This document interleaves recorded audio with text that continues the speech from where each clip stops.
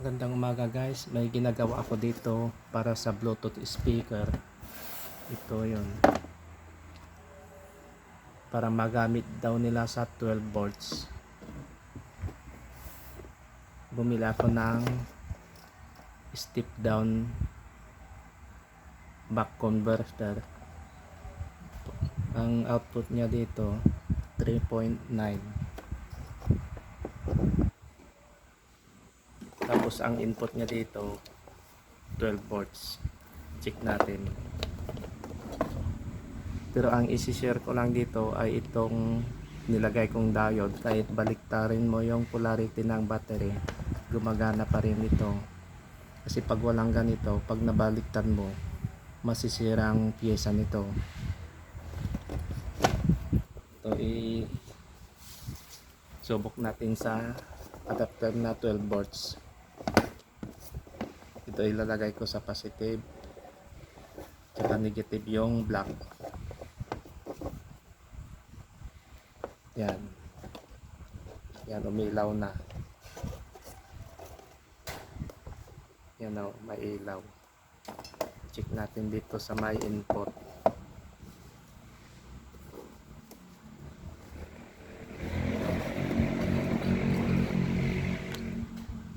Ito yung negative na sa baba. Negative din, positive, positive. Check natin dito. Yan o, 12 volts.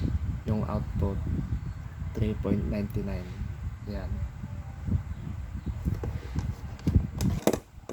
I-reverse ko yung polarity. Yan. Yung itim dito naman sa pula. Yan. Tingnan nyo, gumagana pa rin. Kahit baliktarin mo yon, ganun pa rin yon.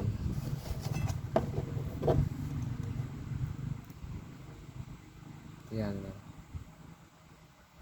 Total volts din. Yan. Ito guys, oh, yung cathode ng diode, magkadugtong yung isang cathode ng diode din. Ito yung anode negative.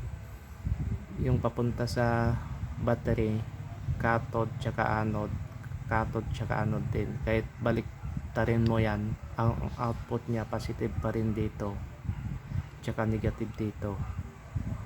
Yan o.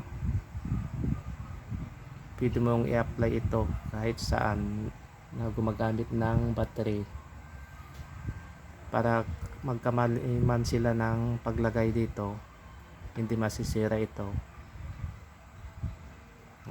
Yan, ito lang ang aking may share guys. Kung nagustuhan mo ang aking video, paki-like and share na lang, at huwag mo na rin kalimutang pindutin yung subscribe button tsaka yung notification bell para lagi kang updated sa mga bagong video na i-upload ko. Maraming salamat guys.